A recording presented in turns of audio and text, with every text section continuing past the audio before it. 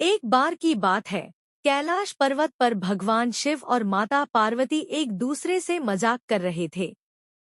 शिव जी हमेशा की तरह अपने साधारण वस्त्रों और जटाजूट में थे।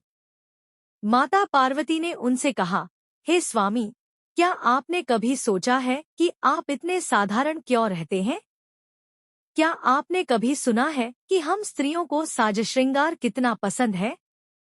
शिव जी ने हंसते हुए कहा, हे देवी, मैं तो वैराग्य का जीवन जीता हूँ। मेरे लिए ये सब तुच्छ है।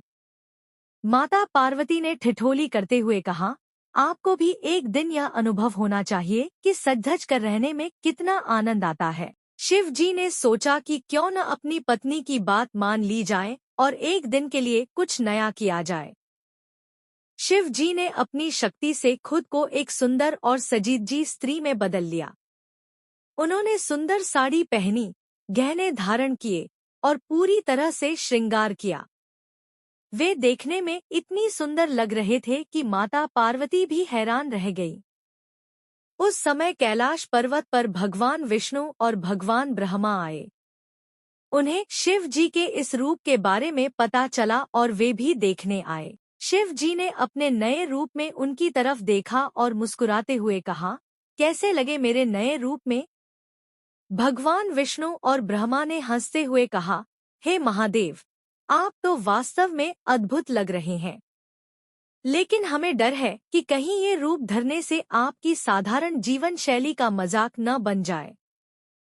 शिव जी ने सोचा कि अब बहुत हो गया और उन्होंने फिर से अपना मूल रूप धारण कर लिया। माता पार्वती हंसते हुए बोली, अब आपने समझा कि कभी-कभी बदलाव कितना मजेदार हो सकता है।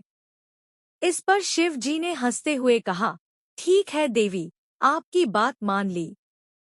लेकिन याद रखना, मेरा साधारण जीवन ही मेरी असली शक्ति है। इस तरह भगवान शिव और माता पार्वती ने एक दूसरे के साथ हंसी मजाक करते हुए एक सुखद समय बिताया और यह कहानी हमें यह सिखाती है कि जीवन में थोड़ा मजाक मस्ती भी जरूरी है।